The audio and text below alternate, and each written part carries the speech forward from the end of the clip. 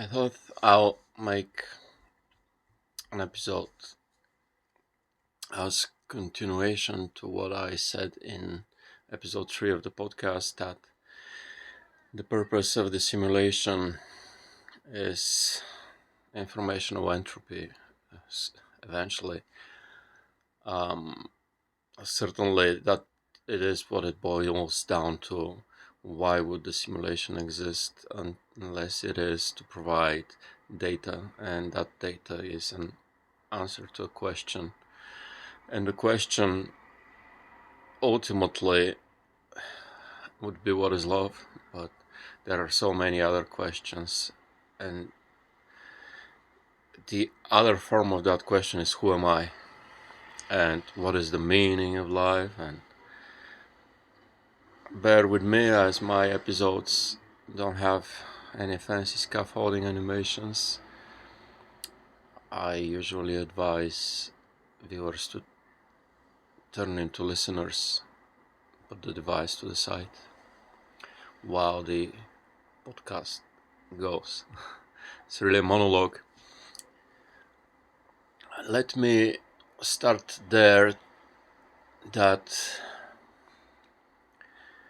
as in my other videos I lay out the thesis that a universal energy consciousness that is beyond the perception and abilities of us to understand, with the limitations of the biological thinking machine structure called brain that we have, and the tools which our technology and knowledge has allowed us to build until this moment, and maybe for eternity they will still be limited in their abilities to understand that which is the creator, because the moment we understand and answer the question, what is life, what is the meaning of life, who am I, what is the universe, etc., all those questions, when we answer them, we'll know that we are it.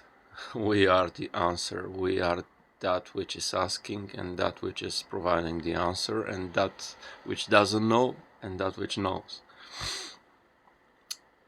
And with that, questions always arise. Scientists try to explain the universe by measuring it with the tools, technologies, and knowledge that we have as collective human species, with our best scientists on the forefront. We then also have philosophers, poets, artists. Everybody's piecing together a bigger picture, providing an insight and outview, trying to build large concepts such as economics, politics, artificial structures that hold up society together and allow for larger movements of thought to manifest and sustain the search for the answer. And that is an informational seeking and creating process, where the ultimate goal is to check out as many boxes of unanswered questions that you have, ting, ting, ting, and tick out those questions and have answers for them, put them to the side. But thing is, the more answers you have, the more questions arise. But I think informational entropy would eventually allow for all possible questions to be answered except one, and that is really, what is love? Who am I? What is the world? And what is the meaning of it? And all these questions are actually the same question asked different ways. And let me give you a piece of the video and we'll discuss it. You are like a drop dropped into the ocean, and you cease to exist as a drop, and that is something scary. The fear of death, right? So nobody wants to end its existence, because that is going to end the creator's dream of experiencing him or her or its self as a separate entity, and that would render that particular simulation out there created to generate answers as of what am I, what is this, the aim to experience yourself through the various fragments of yourself that you've created and split upon, is why you actually created the split. And the moment you no longer have the split and you're back to one, it loses meaning. You have to break out again so that you can return and begin to fulfill your purpose. And what is the purpose? Searching for answers, and that is the intellectualizing part of it. So I think that is the ultimate goal, to keep on simulating, keep on the simulation.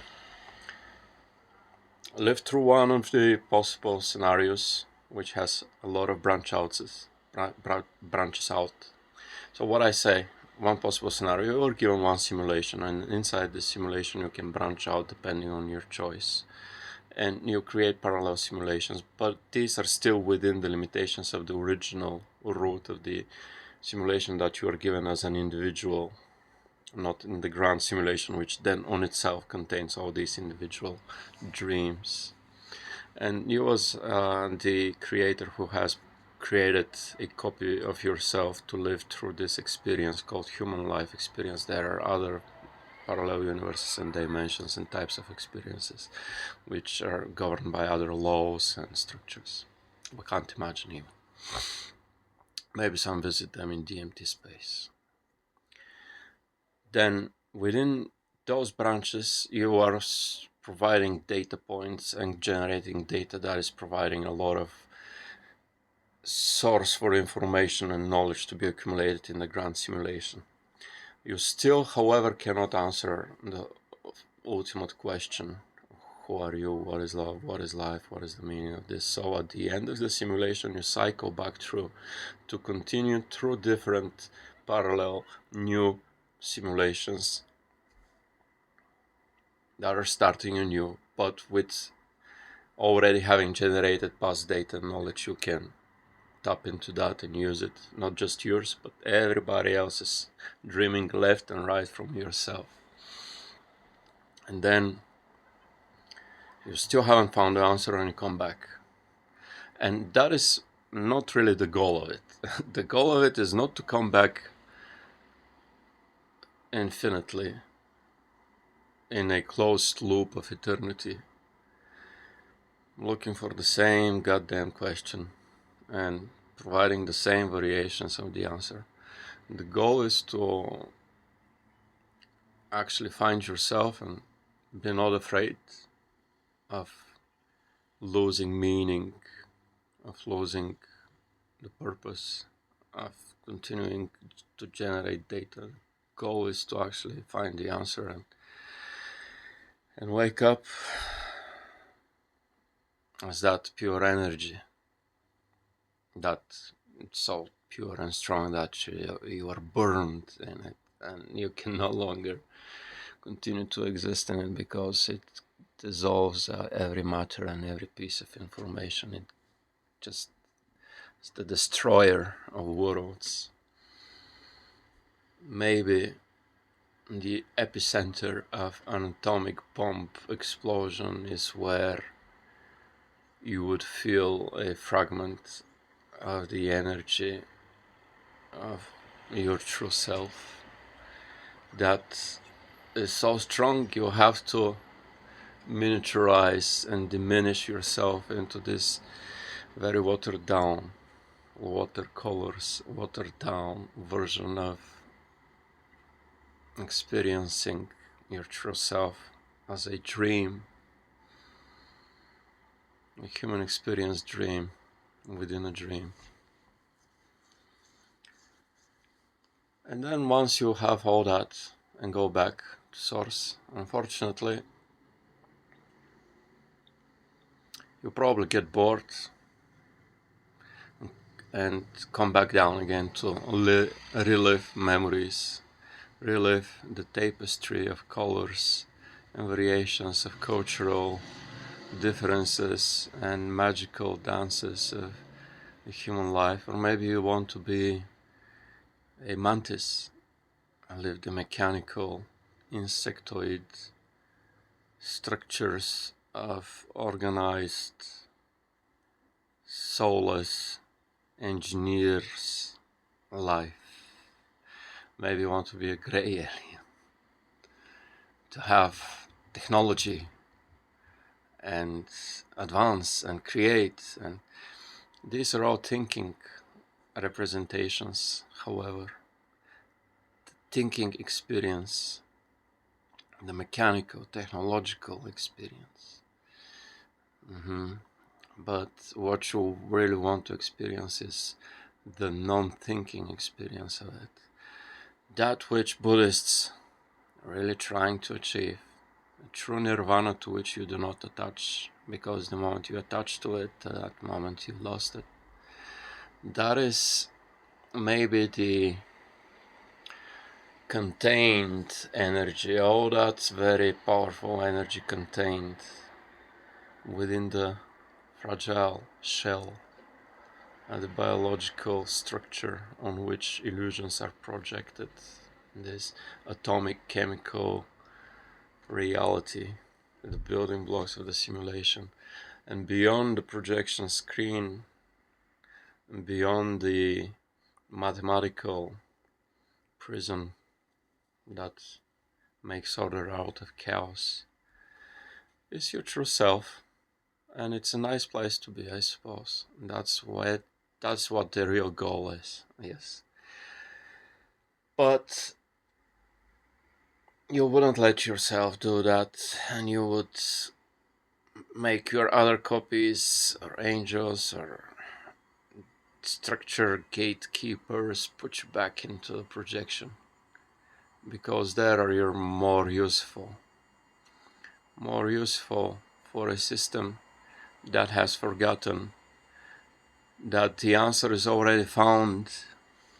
The answer is already found, but that is in a future where we, you and I, we all together here haven't reached yet, because time needs to stretch into an illusion that it is a moment after another, and you need to slowly crawl through time to reach a point into the future where this has already happened.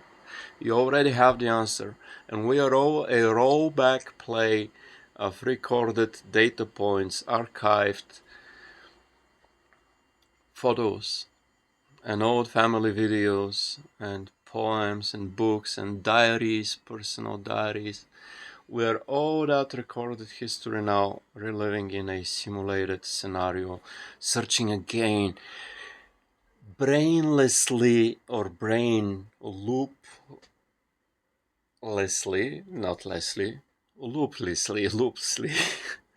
We're prisoners of this loop that is continuing to search for the answer of a question that has already been asked and it doesn't know.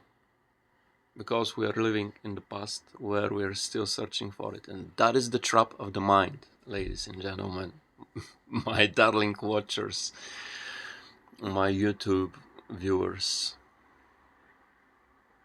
As the prison of the mind always seeks the question, and all the technology of all the scientists in the world, all the philosophers, all the poets, and the artists, and the painters, and the content creators, and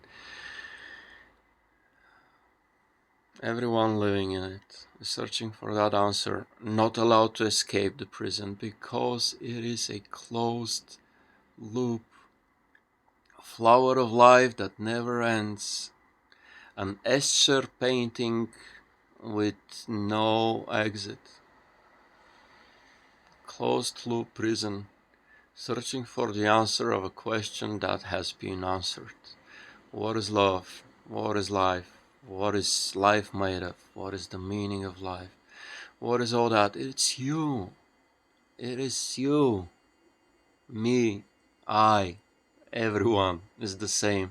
Just we've forgotten we're broken pieces of a creator that shattered itself into infinite number of pieces, each piece thinking it's separate and searching for the same answer, serving as a mirror to the creator to look into that mirror and define and find himself. And once you find yourself, you stop thinking, you stop asking the questions, and you stop generating answers, which are then causing more questions.